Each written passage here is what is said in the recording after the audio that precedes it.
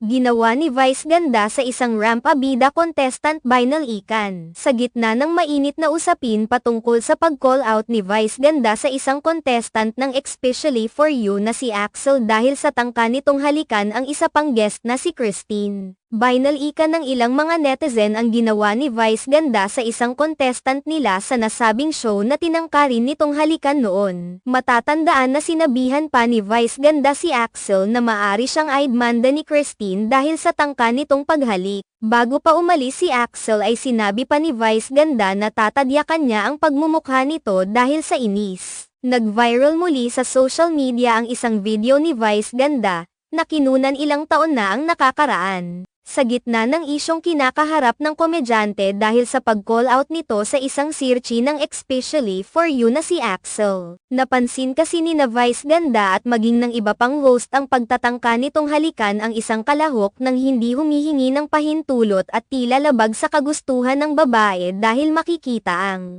pag-iwas nito. Makikita sa matagal ng video na kumakalat ngayon sa social media na kausap si Vice ganda ang isang contestant ng segment noon ng It's Showtime na Rampa Bida nang biglang hawakan ng host ang batok ng isang contestant habang pabirong sinusubukang halikan ito nang hindi man lang nagpapalem. Makikita rin ang pagpigil kay Vice ganda ng kanyang mga kasamahang host. Ang ginamit na background music sa video ay ang sinabi ni Vice ganda sa Especially For You contestant na si Axel Cruz nang sawayin ni Vice ganda dahil sa ginawa kay Christine. Kaagad naman na nagbigay ng pahayag ang mga fans ni Vice ganda na nakapanood sa buong episode ng show sa panahong iyon. Ayon sa mga fans na nakapanood ng buong episode, bahagi ng comedy skit ang gesture ni Vice. Gayunpaman hindi pa rin napigilan ng ilang netizens na mag-react sa video, at sinabing hindi na practice ni Vice ganda ang kanyang ipinangangaral kay Axel Cruz. I don't know why some people still watching and patronizing this kind of show.